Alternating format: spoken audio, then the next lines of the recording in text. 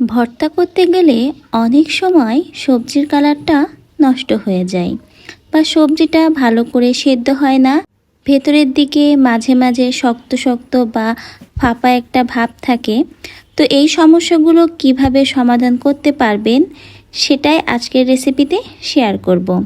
আসসালামু আলাইকুম। আমাদের আজকের রেসিপি মিষ্টি কুমড়া ভর্তা।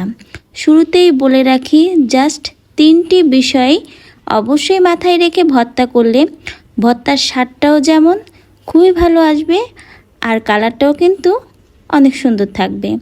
আর সেটা আমি অবশ্যই আপনাদের ভিডিওর ভিতরেই বলে দিব। তাহলে চলুন রেসিপিটা দেখে নিই। এখানে আমি মিষ্টি কুমড়া নিয়েছি। তো মিষ্টি কুমড়া ভর্তার জন্য এখান থেকে আমি 1 চির পরিমাণ মিষ্টি কুমড়া কেটে নিব। আপনারা যে পরিমাণে ভর্তাটা করবেন সেটা বুঝেই মিষ্টি কুমড়াটা নেবেন। আর মিষ্টি কুমড়াটা কেটে নিয়ে বাইরের দিকে যে খোসার সবুজ অংশটা থাকে সেটা ফেলে দিয়ে ভালো করে ধুয়ে নিব।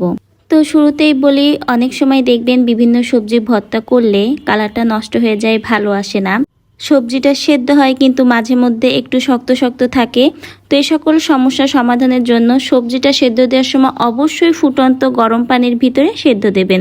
এখানে আমি মিষ্টি কুমড়াটা ভাতের চালের ভিতরে দিয়ে সেদ্ধ করে নিচ্ছি, কিন্তু অবশ্যই সেদ্ধ করার সময় খেয়াল রাখবেন যে ঠান্ডা পানির ভিতরে দিয়ে মিষ্টি কুমড়া বা যে কোনো সবজি আপনারা ভর্তা করেন না কেন ঠান্ডা পানির ভিতরে দিয়ে সেদ্ধ করা যাবে না। পানিটা যখন ফুটে উঠবে তখনই মিষ্টি কুমড়াগুলো দিয়ে সেদ্ধ করে নিতে হবে। মিষ্টি কুমড়াটা সেদ্ধ হতে থাক, আর এদিকে কিন্তু আমি একটা প্যানে শুকনা ঝালটা ভেজে নিব। আর এখানে কিন্তু আমি সরিষার তেল দিয়েই ভেজে নিচ্ছি।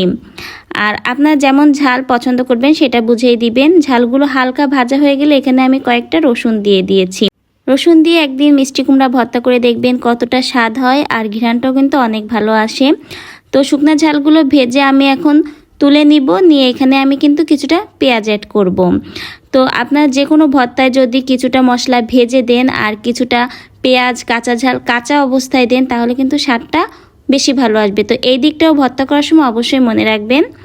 তো দেখতেই পাচ্ছেন এখানে আমি ভাজা এবং কাঁচা 2 ধরনের মশলা ইউজ করেছি। শুকনা ঝালটা এখানে আমি ভেজে দিয়েছি আর কাঁচা ঝালগুলো কাঁচাই রেখেছি। আর কিছুটা পেঁয়াজ আমি ভেজে দিয়েছি এবং কাঁচা পেঁয়াজও রেখেছি। এখন শুকনা ঝালগুলো ভালো করে লবণ দিয়ে আমি কিন্তু মেখে নিচ্ছি। আর স্পাইসি লেভেলটা যেমন পছন্দ করবেন সেটা বুঝেই দিবেন। সব কিছু এখন একে একে আমি ভর্তার জন্য মেখে নিব। আর ভর্তায় কিন্তু অবশ্যই ঝালের পরিমাণটা বেশি দিলেই কিন্তু ভর্তার স্বাদটা খুব ভালো আসে। ভর্তার জন্য মশলাগুলো আমি কিন্তু সরিষার তেলে ভেজে নিয়েছি, এজন্য এখানে আমি আর এক্সট্রা সরিষার কাঁচা তেলটা দিচ্ছি না। আপনার চাইলে কিন্তু এখানে সরিষার তেলটাও অ্যাড করতে পারেন, সেক্ষেত্রে ঘ্রাণটাও কিন্তু খুবই ভালো আসবে। তো খুব ভালো করে এখন আমি মশলাগুলো মেখে নিয়েছি।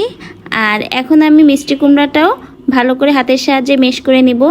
আর দেখুন মিষ্টি কুমড়াটা কতটা সুন্দরভাবে সেদ্ধ হয়েছে, আর কালারটাও দেখুন মাশাআল্লাহ অনেক সুন্দর রয়েছে। তো অবশ্যই কিন্তু যে কোনো সবজি সেদ্ধ করার সময় ফুটন্ত গরম পানির ভিতরে দিয়েই সেদ্ধ করবেন, তাহলে কিন্তু ভেতরের দিকে ফাঁপা ফাঁপা বা শক্ত শক্ত ভাবটা থাকবে না।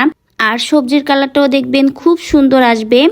আর ভর্তা করার সময় মাস্ট সরিষার তেলটা ইউজ করবেন, চাইলে আচারও দিতে পারেন, সেক্ষেত্রে কিন্তু ভর্তার স্বাদ আরও কয়েক গুণ বেড়ে যাবে। তো ভর্তা করার সময় এই সকল দিক খেয়াল রেখে আপনারা যে কোনো সবজি ভর্তা করেন না কেন দেখবেন কতটা মজার হয় খেতে। আর এরকম যদি ভর্তা আপনারা গরম গরম সাদা ভাতের সাথে পরিবেশন করেন তাহলে তো আর কোনো তুলনায় নাই। তৈরি হয়ে গেল আমাদের মিষ্টি কুমড়া ভর্তা। তো এই সকল সহজ দিকগুলো খেয়াল রেখে যদি আপনারা মিষ্টি কুমড়া বা যে কোনো সবজি ভর্তা করবেন দেখবেন কালারটাও যেমন সুন্দর আসবে, খেতেও কিন্তু অনেক বেশি ভালো লাগবে।